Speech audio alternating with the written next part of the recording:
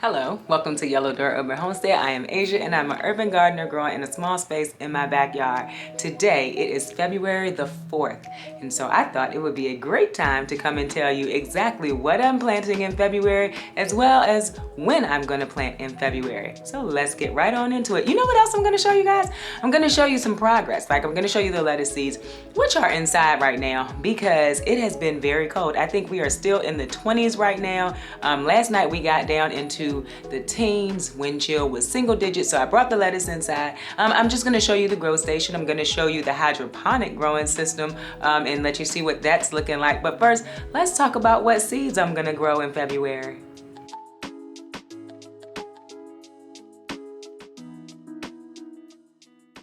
Okay, so what I've decided to do is I'm not planting out until May. So instead of me using my last frost date, this just could quite possibly be me being super lazy and not wanting to start seeds right now. Also me not wanting to plant up a whole lot, me not wanting to baby seeds inside. But I'm gonna tell you, I've decided I'm counting my 6 to 8 weeks, my 10 to 12 weeks back from the day I plan to plant out.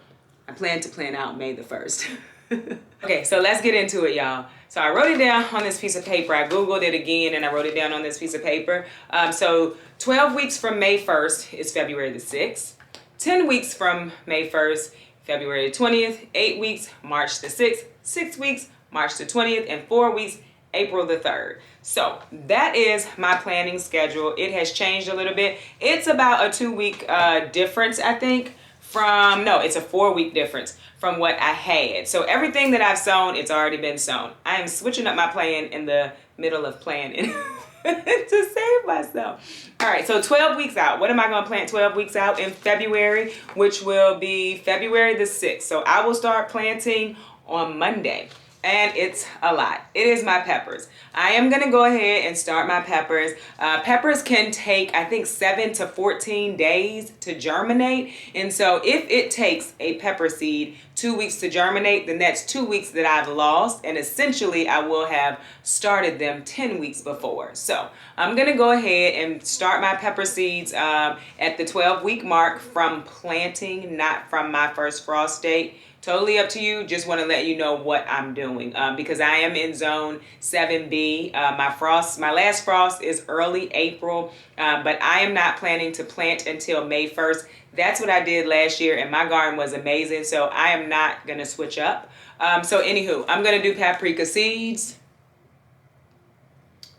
I don't know if that focused or not. I sure hope it did because the camera is on the other side of this thing. I'm going to do pimento seeds. Orange lunchbox pepper, but I saved those seeds from seeds that I had. Golden Marconi. So I have 2 golden Marconis. And I'm going to try. One is seed that I saved from growing it myself. The other is the original seed that I got from Botanical Interest. So I'm going to do 2. See if one of them does better than the other. Shishito peppers. I got those from Kids Seed Co. They are on Instagram. Shishito peppers. These were my favorite last year. I cannot wait to grow them again this year. I mean, they're simple preparation like blistering them in a pan with some salt and pepper or seasoning of your choice and eating them. And they're very prolific. So, oh my goodness, give them a try if you have not. The Golden Marconi, I didn't say this, but last year was my first time growing them. But they are delicious. One of the sweetest peppers I think I have tasted. So very good. If you haven't tried Golden Marconi, give those a try. The fact of bell peppers, I do not eat green peppers. However, I do like a good colored pepper because it turns sweet. So green peppers are also red peppers, are also yellow peppers, orange peppers. Your pepper starts off green. As it ripens, it turns into the color and then it gets the sweetness. So if you were to buy, colored peppers, when it's green, you can still harvest it and eat it as a green pepper. I don't eat green peppers, so there's that. Jimmy Nardello, OMG. delicious pepper. I heard about it, of course, not of course, but I'm sure most people know Jess over at Roots and Refuge talks about this pepper all the time, and I was like, well, I gotta try it because she talks about it all the time. It's delicious. It's a very good sweet pepper. It gets very long. I wouldn't say it's super prolific, but when you do get 1 or 2 or 3, it's going to be a nice size and they're going to be delicious. So I would give those a try if I were you. I'm going to do an early jalapeno. We made jalapeno poppers a lot last year, and they were delicious. I also made some, I guess they call them refrigerator peppers. They're still in the refrigerator, probably no good. Cayenne long slim. These are from M.I. Gardner, the ones that I'm showing you right now. And so the cayenne peppers, I do want to make fire cider, that's what it's called, this year. I used them for a pepper seasoning last year. So there's a few things I can use them for, and I do want to grow those again. Sweet banana peppers. Also made some of those as refrigerator peppers. Used some of them also. They're still in the refrigerator. Ancho poblano. Also, those were delicious. I didn't ever grill them, but I did like just put them in a pan and kind of blister them, but I cut them up and they were really good. Mine had a bit of a sweetness to them, not sweet, but like a little bit of spice, a little bit of sweet, if I remember correctly, but they were delicious. And then habanada, which is like a habanero, but without the heat. Jess talks about those all the time. So it has the flavor of a habanero without the heat of a habanero. So those are surprisingly the only peppers that I'm growing this year. I am trying to grow the things I like, not the things that like people have grown and I was like, oh, that's very cute, or oh, I want to try those, or oh, it's so prolific. It can be as prolific as I want it to be. If I don't like it, it's literally no point in me trying it. Me growing it. The other thing that I'll be starting at the 12-week mark are my loofah gourds. So if you were here last year, you know I talked about my loofah all year long. Like I talked about how terrible they were. They weren't growing loofah. They were such big plants and no loofah. And then out of nowhere, a bunch of loofah started growing. But it was very late in the season. Not one of my loofahs dried on the vine. And I would like them to dry on the vine. And over on Instagram, we were having a conversation about like loofah. And I had posted a picture. And someone was like, or I think several people may have said they start their loofah in February. So I'm going to give that a try. I'm also going to soak these seeds for 24 hours. That's what I saw online to hopefully get them to germinate a little bit quicker. I'm going to plant out the American leeks. I've never grown leeks, y'all, so I'm hopeful.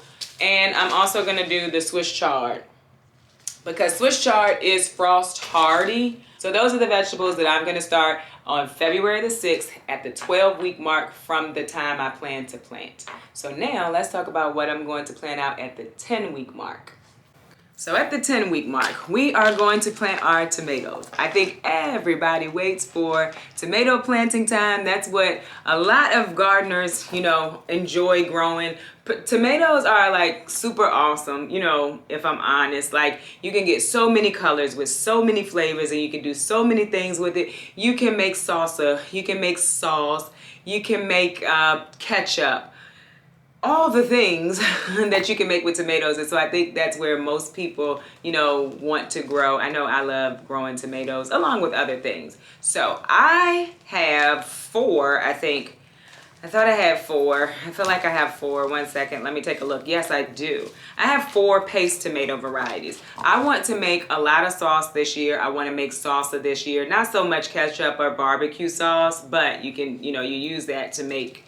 You use tomatoes to make those things, but I want to make those things and I want to can those things this year. And so I'm trying 3 different paste varieties. If you have any feedback on any of these, you can go ahead and give me feedback. I won't tell you which ones I've already tried, but if you've been around, you already know.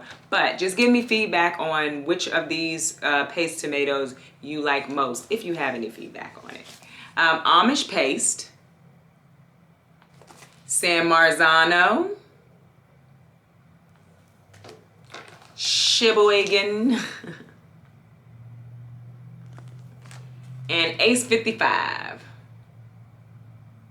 So those are my paste tomatoes that I'm going to be growing.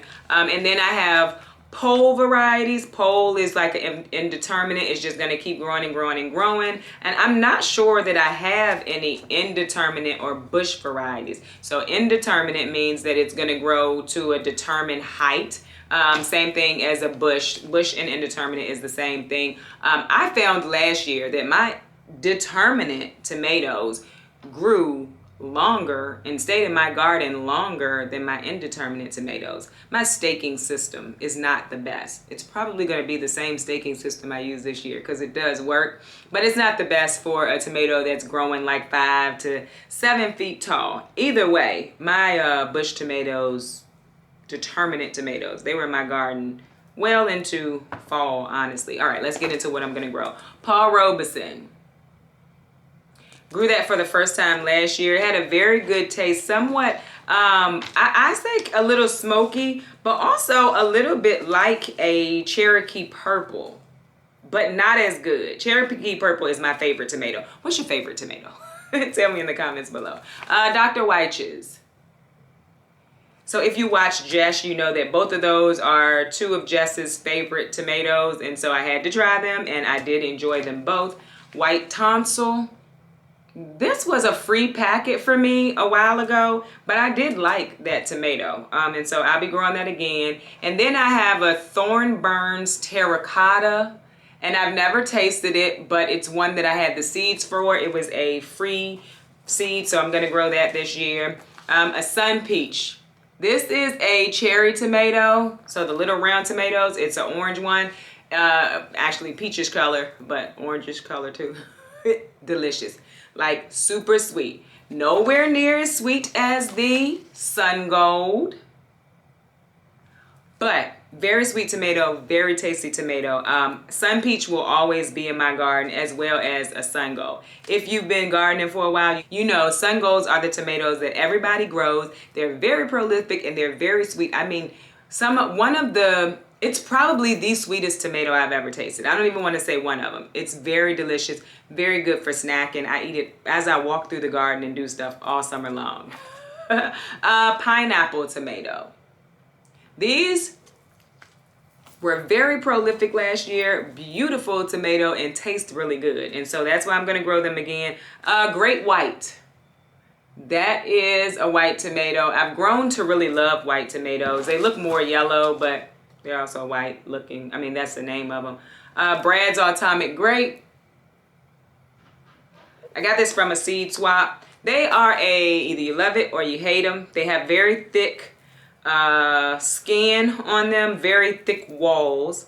I think they have a tangy taste with a little bit of sweet. I don't get a lot of acid from it, and I'm not an acid lover. So you can see I don't have a lot of red tomatoes because I'm not an acid lover. But Brad's Atomic Grape, pretty tomato. You know, like they give a reddish, purplish, green, yellow tint to them. Very pretty. You should look them up. I think Baker Creek came out with them originally, but I like them. My daughter likes them. My son is not a tomato eater, so I couldn't speak for him. Black Elephant.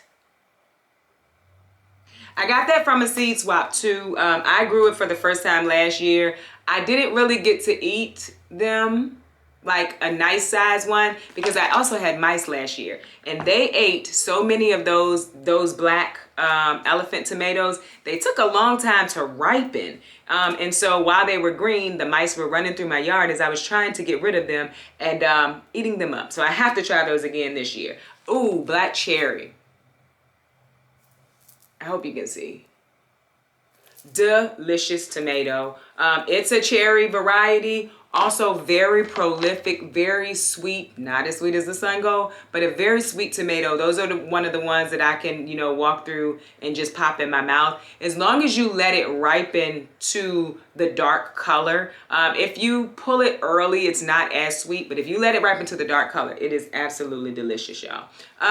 The Brandywine Yellow, super, super, super delicious tomato. Not very acidic. I wouldn't say it's sweet either, but it's very jelly. If you like a jelly tomato, it's a very jelly tomato, and I absolutely loved it. And my last and my favorite is the Cherokee Purple. I will eat a Cherokee Purple tomato and bacon sandwich every day of the summer. Like, that's how much I love that tomato. I eat it with the rest of the tomatoes too, but I wait for the Cherokee Purple. It with the tomato, it's like a smoky, oh, it's so delicious. And I know people say we overdo it. I feel like I have not. I absolutely love the Cherokee Purple tomato. Which of the peppers and the tomato variety is your favorite? Put it in the comment box below. I'm also going to start some herb seeds. And the herb seeds that I'm going to start on the 10th week from my planting date is lemon balm. So here's the thing. Lemon balm is very prolific, right? Like, you can put it in a pot. I have one pot of lemon balm and I got so much lemon balm last year and the year before that. But then my daughter discovered she really likes lemon balm. So we don't have lemon balm left now after I saved all of that lemon balm. So I'm gonna grow another pot of lemon balm. And now let's run through this basil. I found that I really loved basil tea last year. And I think that I only really saved the sweet basil. So I have a few different varieties of basil because I'm hoping to get the basil tea in different flavors. Right. Also, you can make a pesto with it, which I also learned to love last year. And I started to actually put it on my tomato and bacon sandwich. Oh, delicious. Anywho, Genovese sweet basil. I did not get that from a seed swap. A co-worker at work. She doesn't work there actually anymore, but she was also a gardener. I have another co-worker who gardens and we swap seeds and stuff. Sweet basil. Which, by the way, somebody tell me, is Genovese and sweet basil the same thing? You can leave that in the comments. I have an Italian large leaf basil. And so it grows really big leaves. I didn't have good luck with it last year because I put it in between tomato plants that grew really big, so it didn't get much sun. I did do the companion planting with basil last year with my tomatoes. Now, I did not have a lot of hornworm problems. I do not know if it was because I did that or not, but I didn't get as much basil as I wanted. So I'm like, do I want to do the companion planting or not this year? Do you companion plant your basil with your tomatoes? Let me know. Lemon basil. So I figured that would be a nice little taste. Holy Tulsi basil. And so I hear that has a licorice taste. I don't like licorice, but I'm going to give it a chance. And then the dark opal basil. And I don't think that has a different taste at all. Purple is my favorite color. So I would like to have some purple out in my garden. I'm going to start my verbena. I have no background information on that. It is a medicinal herb that I want to try. And then I have dill. And we have our calendula. Pink surprise calendula. And then a strawberry blonde calendula. There is a yellow one. I think it's called Snow Princess, something like that. And I ran out of it, did not even realize I was out of it, even though I looked through my seeds. Okay, the packet was still in there. I think that's why I thought I didn't run out of it. So I have to order those from Baker Creek this week because now I'm going to be behind on it. But calendula is another thing in my area that can survive a frost. Not really a freeze. And so I will plant those out early, probably sometime end of March, early April. But that's why I'm also starting them now because I need to start them now if I'm going to plant them out. And they'll grow all the way through the summer. Very pretty plant, also can be used medicinally. And so that's what I'm planting. So I will be planting February the 6th and February the 20th. Those are my 12 and 10 week marks. Tell me, have you started planting anything yet? And if you have, what are you planting and what are you excited for? Is anybody else getting like super excited? I know y'all are, I'm just saying it, but I know everybody's got to be excited. We're getting so close to summer. Every day is one day closer, right? So every day we are one day closer than we were the day before. And I am like super excited. So, okay, let me get this stuff up and then I'm going to show y'all what, is going on down in the seed starting space. Actually, let's start out over here Look how well this hydroponic growing system is going, y'all. I'm gonna do a full video on like what I think about it. But so this is a tomato. Still a little small, but it is growing. I'm probably gonna harvest some of this lettuce because it's shading, if you can say that, inside the basil back here out. And there's another basil back there, right there. And I still have it covered because it kind of died and then it came back. I don't know. And then right here we have something popping up in there.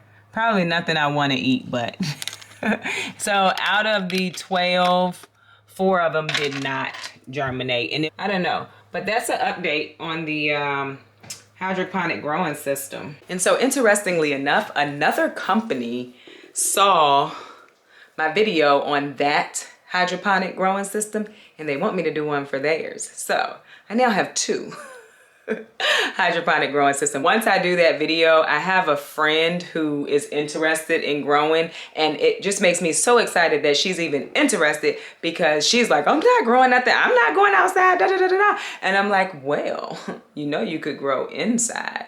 She's the one who always tells me if something happens, she come to my commune. She now may be able to help me grow on the commune. All right, let's head downstairs now. There are a lot of wires because I quickly did this when I had to bring the lettuce in. I will absolutely fix these wires. But anyway, let's look past the wires. Of course, ginger, nothing, but everybody's saying it takes ginger a long time to germinate. Also, we got to remember I did not scab it over, so we might not get into germination. Sweet potatoes, they take a while to start growing slips, so there's nothing, but I have the window open so they can get a little bit of light. Potatoes takes a while, and then these potatoes I forgot I had in a box, and they didn't have any light, so a lot of them had already sprouted those very horrible looking sprouts, but I just broke those off. We're gonna see if they sprout as well. And just a quick overview, that's the lettuce that we planted up, and the cold hardy vegetables. I think this stuff needs to be watered. And so I went outside and grabbed a few more of the shop lights.